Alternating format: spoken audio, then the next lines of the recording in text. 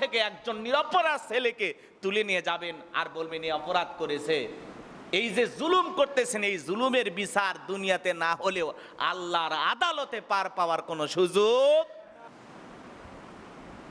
আজকে কত ছেলের প্রাণ চলে গেল।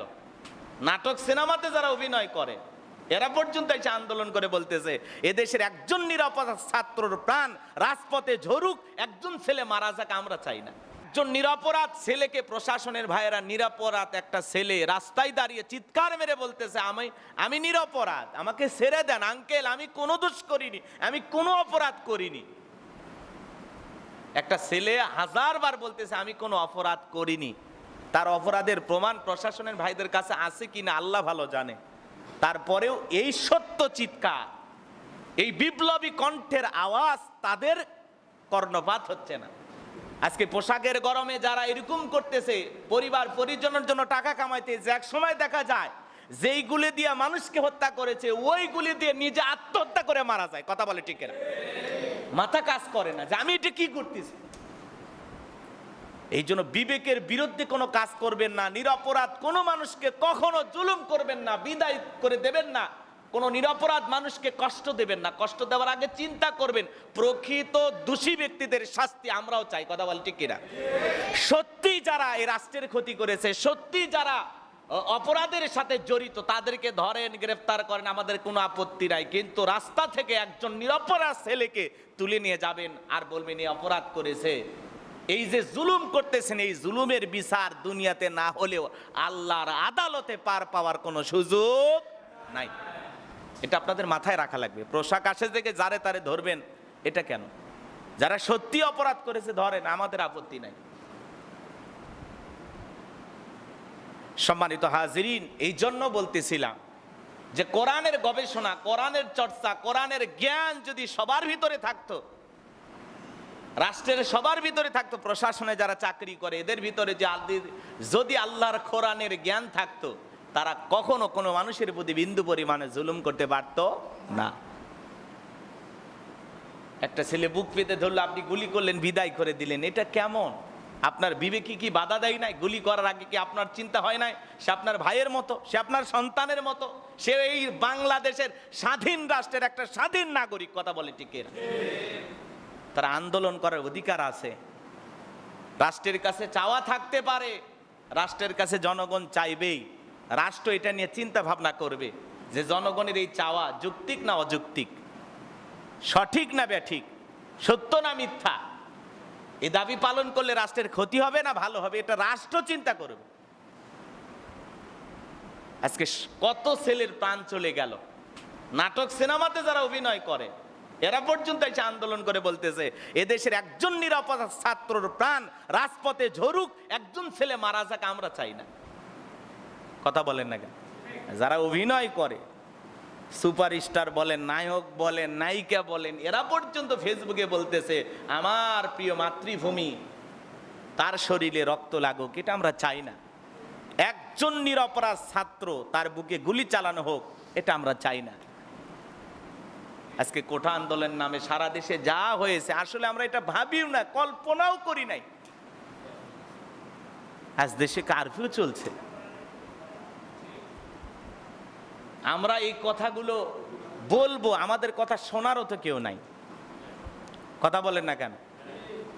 আজকে সাধারণ মানুষ কাজে যাবে, কর্মে যাবে, তারাও বিপদে, টেনশনে, চিন্তায়।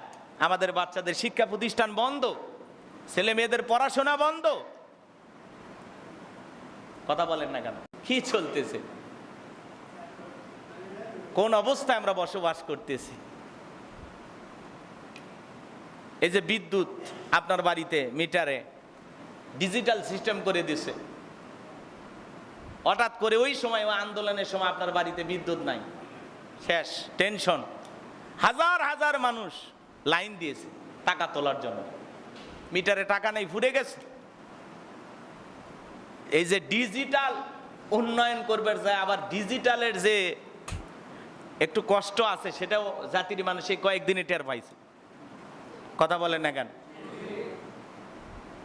টাকা লেনদেন করা গেল না, মিটারে টাকা ঢুকানো যায় না, কত কষ্ট, হাজার হাজার মানুষ লাইনে দাঁড়ায়। কেউ ফজরের পর থেকে শুরু করে মাগরিব পর্যন্ত দাঁড়ায় আছে। কি যে ভোগান্তি, কি যে কষ্ট মানুষের, ভাষায় প্রকাশ করা যায় না।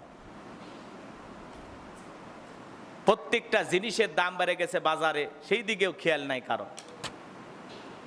এই জন্য আমি আপনাদেরকে বলতেছিলাম, কোরআন নিয়ে যখন আমরা গবেষণা করব, কোরআনের কাছে যখন আমরা ফিরে আসবো, আল্লাহর বিধানের কাছে যখন ফিরে আসবো, আল্লাহ রাব্বুল আলামিন যে বিধান দিয়েছে তার কাছে যখন আমরা মাথা নত করব, কেবলমাত্র আল্লাহর কোরআনের বিধান দিয়েই সমাজ আর রাষ্ট্রের শান্তি কায়েম করা সম্ভব। একজন নিরপরাধ ছেলেকে প্রশাসনের ভাইয়েরা, নিরপরাধ একটা ছেলে রাস্তায় দাঁড়িয়ে চিৎকার মেরে বলতেছে, আমি নিরপরাধ, আমাকে ছেড়ে দেন আঙ্কেল, আমি কোনো দোষ করিনি, আমি কোনো অপরাধ করিনি। একটা ছেলে হাজারবার বলতেছে আমি কোনো অপরাধ করিনি। তার অপরাধের প্রমাণ প্রশাসনের ভাইদের কাছে আছে কিনা আল্লাহ ভালো জানে। তারপরেও এই সত্য চিৎকার, এই বিপ্লবী কণ্ঠের আওয়াজ তাদের কর্ণপাত হচ্ছে না। কারণ প্রত্যেকটা মানুষের ভিতরে যদি আদল ইনসাফ থাকতো, ন্যায়পরণা থাকতো, তাহলে তারা কখনো এরকম আচরণ করতে পারতো না। আজকে আমাদের বিবেক, এই যে বিবেক, এটা একেবারে মানে অন্ধ পর্যায়ে চলে গেছে। আমাদের বিবেক বুদ্ধি বলতে কিছু নাই, আমরা যা খুশি তাই করতেছি। আজকে এই যে আবু সাইদ নামের যেই ছেলেটা বুক পেতে ধরেছিল কোটা আন্দোলনে, একজন ছাত্র রংপুর রোকেয়া বিশ্ববিদ্যালয়ের সামনে বুক পেতে ধরেছিল, গুলি করেন। যে প্রশাসনের ভাই গুলি চালিয়েছেন, বলেন তো উনি যদি মানুষ হইতেন, প্রকৃত মানুষ হইতেন, আল্লাহর খাঁটি বান্দা হইতেন, তাহলে কি আমার একজন ভাই আন্দোলন করতেছে, সে বুক পেতে ধরেছে, আর তার বুকে গুলি চালানোর সাহস কি পাইতো? কথা বলে ঠিক? সম্মানিত হাজিরিন, এই জন্য কোরআন নিয়ে আমাদের গবেষণা করার দরকার আছে না নাই? এই জন্য আল্লাহ তাআলা বলতেছেন, তারা কি কোরআন নিয়ে একটু গবেষণা করে না, নাকি তাদের অন্তর তালাবদ্ধ? আজকে সত্যি আমাদের এক শ্রেণীর মানুষের অন্তর তালাবদ্ধ, তাদের ভিতরে কোরআন ঢোকে না, ওলামা ইকরামদের নীতি কথা ঢোকে না, তাদের বিবেক বুদ্ধি শূন্যর কোঠায়। সম্মানিত হাজিরিন, যে কথা বলতে চাচ্ছিলাম, হৃদয়ের কান পেতে কথাগুলো শুনে যান। আল্লাহ রাব্বুল আলামিন পরিষ্কার ভাবে জানিয়ে দিয়েছেন, তারা নিজেদের নিকট সৎ পথ হতে ব্যক্ত হওয়ার তা পরিত্যাগ করে, সঠিক রাস্তা ছেড়ে তারা বেঠিক পথে চলে। এই জন্য আল্লাহ বলেন, শয়তান তাদের কাজকে সংশোধন করে দেখায়, তাদের মিথ্যা আশ্বাস দেয়। এক শ্রেণীর মানুষ আছে, যখন দেখবেন ইমানদারদের লোকদের সাথে ওঠা বসা করবে, তখন তারা এমন অবস্থায় চলাফেরা করবে, তাদেরকে বলবে যে আমরা তো তোমাদের মতোই, তোমাদের কিছু কিছু কথা আমরা তো শুনি, তোমাদের কিছু কিছু কথা তো আমরা মানি।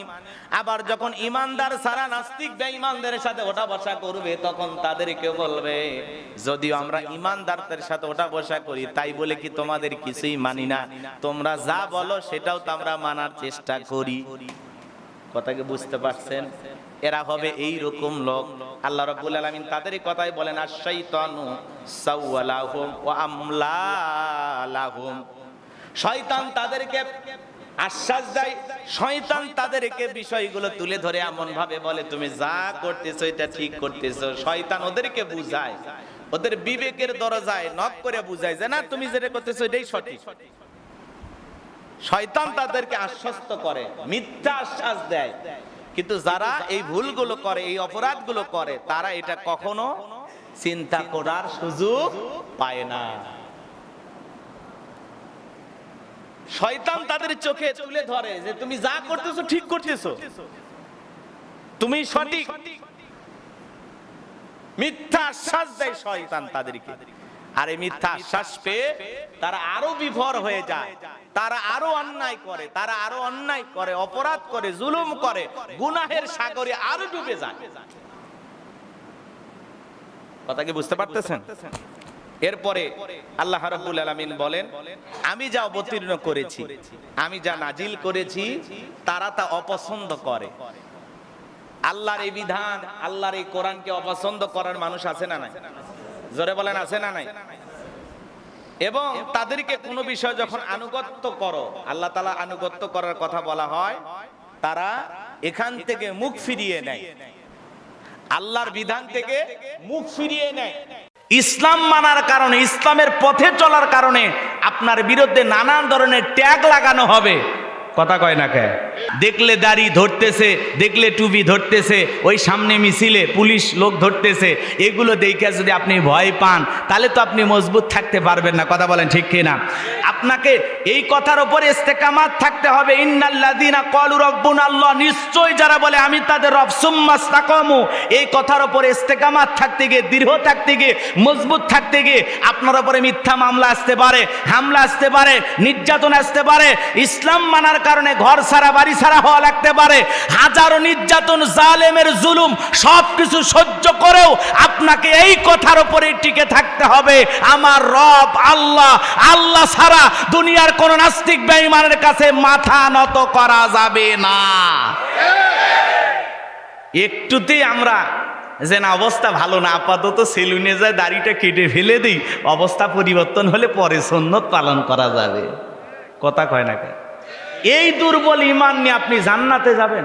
এই দুর্বল ঈমান নিয়ে কথা বলেন না কেন?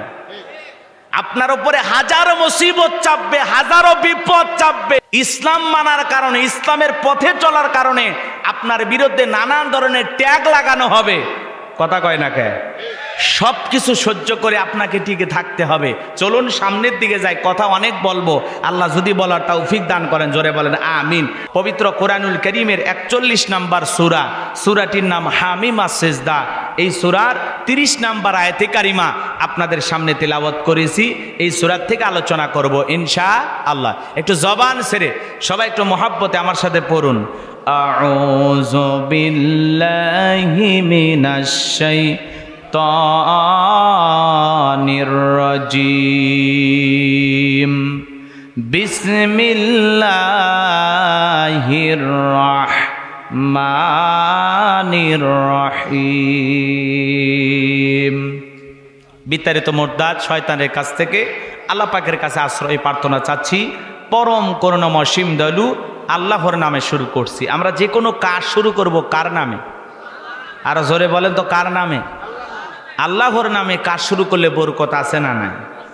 যে কোনো কাজের শুরুতে আমরা স্মরণ করব কাকে? আরো জোরে বলেন কাকে? একটু কথাগুলো মনোযোগ দিয়ে শুনুন ভাই, কথা বলেন না পেছনে।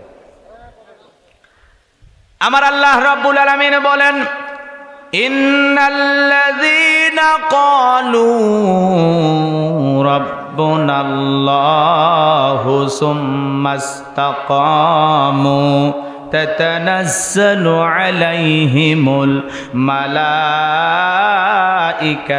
আল্লা তাখাফু ওয়ালা তাহজানু ওয়া আবশিরু বিল জান্নাহ বিল জান্নাতিল্লাতী কুনতুম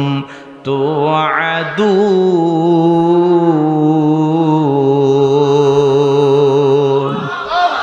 আরো জোরে বলুন আল্লাহু আকবার। আমার আল্লাহ রাব্বুল আলামিন বলেন, ইন্নাল্লাযীনা ক্বালু রাব্বুনাল্লাহ, নিশ্চয় যারা বলে আমি তাদের রব। জোরে বলেন তো আমাদের রব কে? ইন্নাল্লাযীনা ক্বালু রাব্বুনাল্লাহ, নিশ্চয় যারা বলে আমি তাদের রব, আমাদের রব কে? আরো জোরে বলেন তো আমাদের রব কে? একটু মনোযোগ দিয়ে কথাগুলো শুনবেন। এই আয়াতে কারিমা কোন প্রেক্ষাপটে আল্লাহর হাবিবের উপরে নাজিল হয়েছে, সেই নাজিলের শানে নজুল জানার দরকার আছে না না? লম্বা হবে, আমি যদি শুধু শানে নজুল আলোচনা করি কমপক্ষে 2 থেকে 2.5 ঘন্টা সময় লাগবে। আমি সংক্ষিপ্ত করে বলি, খুব মনোযোগ দিয়ে কথাগুলো শুনবেন। আল্লাহর হাবিবের ওপরে এমন প্রেক্ষাপটে আল্লাহ পাক এই আয়াতে কারিমা নাজিল করেছেন, যখন বিশ্ব নবীর প্রিয় 2 জন মানুষ মাত্র 3 দিনের ব্যবধানে মারা গেলেন। প্রিয় 2 জন মানুষ, একটা হলো চাচা আবু তালিব, আর একটা হলেন আম্মাজান খাদিজাতুল কুবরা রাদিয়াল্লাহু তাআলা আনহা। 2 জন মানুষ রসুলের কাছে প্রিয়, কম না বেশি? কথা বলেন না কেন? প্রিয় 2 জন মানুষ যখন চলে গেলেন, মনের অবস্থাটা কেমন বলেন তো? মনের অবস্থাটা অত্যন্ত খারাপ। রসুল ব্যথিত। এই ব্যথিত হৃদয় নিয়ে আল্লাহ রসুল দ্বীনের দাওয়াত দিতে লাগলেন। দাওয়াত বন্ধ নাই। আল্লাহ রসুল ব্যথিত হৃদয় নিয়ে তাইফে দাওয়াত দিতে গেলেন। তাইফের মানুষ দাওয়াত কবুল করেছিল নাকি উল্টো পাথর মেরেছিল? আমি অল্প করে বলতেছি, একটু মনোযোগ দিয়ে শোনেন। আল্লাহর হাবিবের ওপর বৃষ্টির পানির মতো পাথর নিক্ষেপ করেছিল তায়েফের মানুষেরা। পাথর নিক্ষেপ করে জান্নাতি শরীর মোবারক থেকে রক্ত ঝরাইছিল।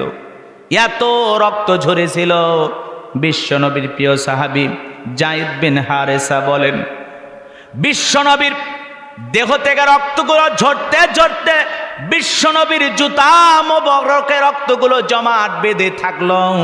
আমি যখন জুতা মোবারক খুলতে গেলাম, টান দিয়ে খোলে না, রক্তের সাথে জুতা আটকে গেছে নবীজির পা মোবারক। অনেক কষ্টে আমি বিশ্বনবীর পা থেকে জুতা মোবারক খুলতে পারলাম।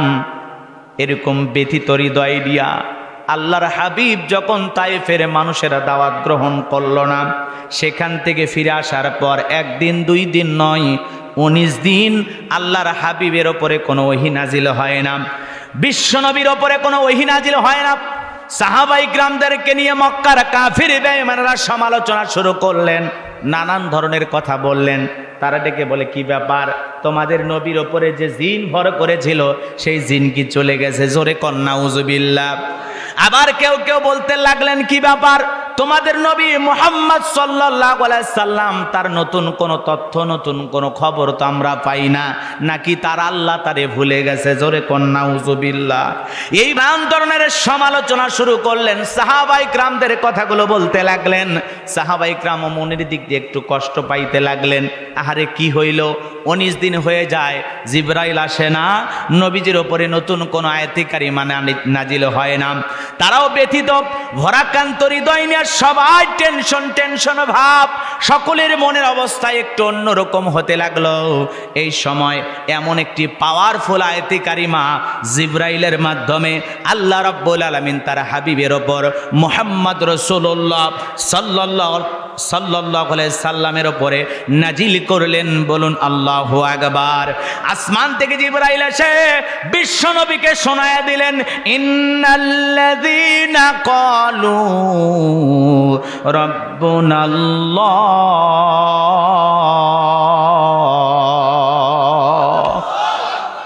এমন একটি পাওয়ারফুল আয়াতে কারিমা নাজিল করে আল্লাহ পাক জানায়া দিলেন, ইন্নাল্লাযীনা ক্বালু রাব্বুনাল্লাহ, নিশ্চয়ই যারা বলে আমি তাদের রব, সুম্মাস্তাকামু, এতঃপর অবিচল অটল থাকে, তাতানাজ্জালু আলাইহিমুল মালায়েকা, আসমান থেকে তাদের উপরে ফেরেশতা অবতীর্ণ হয়, ফেরেশতা নাজিল হয়। ফেরেশতা এসে বলে, আল্লাহ তাখাফু, ভয় পেও না, ওয়ালা তাহজানু, চিন্তা করো না, ওয়া আবশিরু বিল জান্নাতিল্লাতী কুনতুম তুআদুন, তোমাদেরকে যে জান্নাতের প্রতিশ্রুতি, যে জান্নাতের ওয়াদা দেওয়া হয়েছিল, সেই জান্নাত পেয়ে তোমরা আনন্দিত হও, সেই জান্নাতের সুসংবাদ পেয়ে তোমরা আনন্দিত হও। চিৎকার মেরে বলুন সুবহানাল্লাহ।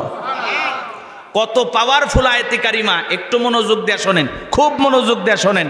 ইন্নাল্লাযীনা ক্বালু রাব্বুনাল্লাহ, নিশ্চয়ই যারা বলে আমি তাদের রব, আমাদের রব কে? একটু মনোযোগ দিয়ে শোনেন। সব জায়গায় এদিক সেদিক করলে হবে না। সুম্মাস্তাকামু, আল্লাহ বলেন এই কথার উপরে যারা ইস্তেকামাত থাকে, দৃঢ় থাকে, মজবুত থাকে, ঝড় তুফান আসে কিনা, আইলা, নার্গিস, টর্নেডো, হুদহুদ, কথা বলেন না কেন, সনি ফনি, নানান ধরনের ঘূর্ণিঝড়ের নাম আপনারা শুনেছেন। রাস্তাঘাটে বিরাট বিরাট গাছ থাকে না, কথা বলে না কেন, অনেক গাছ গোছালি লাগানো থাকে। ঝড় তুফান যখন হয়, আইলা, নার্গিস, হুদহুদ যখন হয়, এই ঝড়ের মোকাবেলা করতে গিয়ে অনেক গাছ গোছালি ভেঙে শেষ, এরপরেও কিছু গাছ দাঁড়িয়ে থাকে, কথা বলে না কেন। এই ঝড় তুফানের ভিতরেও কিছু কিছু গাছ মজবুতভাবে, দৃঢ়ভাবে দাঁড়িয়ে থাকে। এর নাম হলো সুম্মাস্তাকামু, ইস্তেকামাত থাকা। দুর্বল হলে চলবে না, ভেঙে পড়লে চলবে না। এইবার চলেন আমরা প্রথম থেকে শুরু করি। আল্লাহ রাব্বুল আলামিন বলেন, ইন্নাল্লাযীনা ক্বালু রাব্বুনাল্লাহ, নিশ্চয়ই যারা বলে আমি তাদের রব, বলেন তো আমাদের রবকে? ও বগুড়ার মুসলমান, আসমানের দিকে শাহাদত আঙ্গুলি দ্বারা ইশারা করে চিৎকার মেরে বলেন তো আমাদের রবকে? আরো জোরে ডাক দিয়ে বলেন তো আমাদের রবকে? আরো জোরে বলেন তো আমাদের রবকে? আর একবার চিৎকার মেরে বলেন তো আমাদের রবকে? এই যে আল্লাহ, বলেন তো কে? হাত নামান। এই যে আল্লাহ আল্লাহ বলে ডাক দিলাম, আমাদের আল্লাহ খুশি না বেজার? জোরে বলেন বাজান, খুশি না বেজার? দুনিয়াতে যদি বাবাকে ডাক দেওয়া হয় বাবা, ও বাবা বাবা, বাবা বিরক্ত হয়ে বলে অত বাবা বাবা করিস কেন, তোর কি হয়েছে, মরণের বিঘের উঠছে। যদি মাকে ডাক দেন মা, ও মা মা, মাও রাগান্বিত হয়ে বলে অত মা মা করিস কেন, তোর কি সমস্যা, এত মেয়ে মেয়ে করিস কেন, তুই কি এখনো ছোট বাচ্চা। মানে অতিরিক্ত মা শুনতে মায়েরও বিরক্ত লাগে, মা রাগান্বিত হয়ে যায়। ভাইকে যদি অতিরিক্ত ডাক দেন ভাই ভাই, লেটন ভাই, সাদত ভাই, ভাইও রাগান্বিত হয়ে বলে আর একবার ভাই ভাই বললে তুলে আসার মেরে তোর ভুরি ভাই করব। কথা বলে না কেন? এই কথাগুলোকে হাসানোর জন্য বলা, আসলে তা না। দুনিয়াতে যদি বাবাকে অতিরিক্ত বাবা বাবা ডাকা হয় বাবারও মেজাজে গরম হয়, অত বাবা বাবা শুনতে বাবারও ভালো লাগে না। দুনিয়াতে মাকে যদি মা বলে ডাকা হয় অত মা মামা শুনতে মায়েরও ভালো লাগে না, মায়েরও মেজাজ গরম হয়ে যায়। অত ভাই ভাই শুনতে ভাইয়েরও ভালো লাগে না, ভাইয়েরও মেজাজে গরম হয়। এমন এক সৃষ্টিকর্তা, এমন এক স্রষ্টা, এমন এক আল্লাহ পেয়েছি, কোটি কোটি বার ডাক দিল বিরক্ত হন না যিনি, তিনি কে? আরো চিৎকার মেরে বলেন তো কে? এই জন্য যত ডাকবেন বেশি তত আল্লাহ হবে খুশি, যত ডাকবেন বেশি তত আমরা আল্লাহর নিকটবর্তী বান্দা হব। ফাজকুরুনি আযকুরুকুম ওয়াশকুরুলি ওয়ালা তাকফুরুন। বান্দারে আমি আল্লাহকে স্মরণ করো, আমি আল্লাহও তোমাদেরকে স্মরণ করব, বলুন সুবহানাল্লাহ। এই জন্য আমরা আল্লাহর গোলাম, আল্লাহর বান্দা, আল্লাহর কৃতজ্ঞতা আদায় করতে হবে। কিন্তু আমরা মানুষ বড়ই অকৃতজ্ঞ। ইন্নাল ইনসানা লিরাব্বিহি লাকানুদ। আল্লাহ বলেন মানুষ বড় অকৃতজ্ঞ, অস্বীকারী, নিমক হারাম। কথা কয় না কেন? অনেকে ভাবতেছেন রোজ নিমক হারাম এমন একটা কথা বললেন, বোঝেন নাই। কথা বলতে গেলে লম্বা হবে, আমি লম্বা করব না। বাড়িতে যে একটা কুকুর চেনেন তো, মিস্টার ডগ চেনেন না? অনেকের বাড়িতেই থাকে। একটা কুকুরকে আপনি কি খাওয়ান? সারাদিন কি ওর জন্য ভিআইপি কোনো খাবার দেন না। আপনি বাড়িতে গরুর গোস্ত নিয়ে খাবার বসছেন বাজান, খাবার খাইতে গিয়ে শুকনো একটা হাড় পাইছেন, এই গালের মধ্যে নিয়ে চাপ দিলেন না, ভাঙে না, এই গালের মধ্যে নিয়ে না, ভাঙে না। অনেক চেষ্টা করে আপনি যখন হাড়টা খাইতে না পারলেন তখন ডাক দেন এ লালু খা ফিসাবিলিল্লাহ। কথা কয় না কে? অনেক চেষ্টা করার পরে যখন পারলেন না তখন আপনি কুকুরকে ডাক দিয়ে ওইটা দিলেন। কুকুর বলে মনিব আমি রাগ করি নাই, আমি জানি আপনি ব্যর্থ, আপনি ফেল মারছেন, আর আমারে বলতেছেন যা দিলাম হিসাবিলিল্লাহ, তাতেও কোনো আফসোস নাই। আপনি খাইতে পারেন নাই, আপনার এটোটা আমারে দিয়েছেন, আমি মন খারাপ করি নাই। আপনার শুকনো এই হাড় খেয়ে রোদ বৃষ্টি ঝড় তুফানে আপনার বাড়ি পাহারা দেব। কথা বলেন ঠিক কে না? শুকনো হাড়টা খেয়ে কুকুর মনিবের বাড়ি পাহারা দেয়। অপরিচিত মানুষ দেখা মাত্র বাড়ি কোথায়, কোথা থেকে আসছো, কার সাথে দেখা করতে চাও, এই বাড়ির কোন লোকের সাথে তোমার পরিচয় আছে, ওর ভাষায়ও বুঝাইয়া দিতে চায়। কথা কর না কে? কুকুর তো আর ওইভাবে কথা বলে না, ঘেউ ঘেউ করে না, তাই না? এইবার যখন ওপরতলা থেকে বাড়ির মালিক ডেকে বলে এ লালু চুপ, তখন কুকুর বলে যাও, ভিতরে ঢোকার অনুমতি আছে। এইবার কুকুরও পেছন পেছন যায়।